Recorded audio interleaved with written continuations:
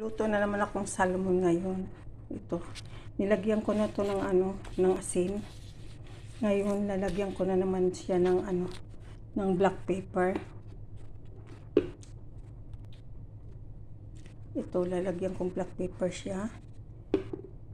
Nilagyan ko na yan ng black pepper. Tapos ipaprito ko na yan ngayon ng butter. Dito ko siya ipaprito. Butter yung ipaprito ko sa kanya. Pag medyo mapula-pula na, saka mo ilagay yung preto. Lagay mo na yung salmon mo dyan.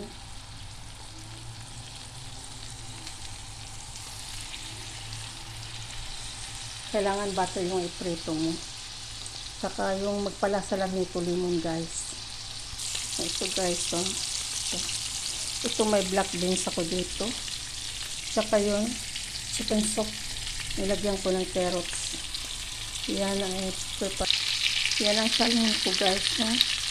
Patayin mo yung apoy niya. Saka ilagay mo yung pinudpud mo na lemon.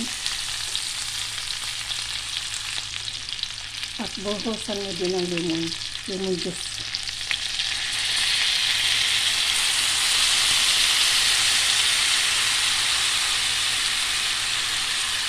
Yan. Pwede yan, guys. Diba?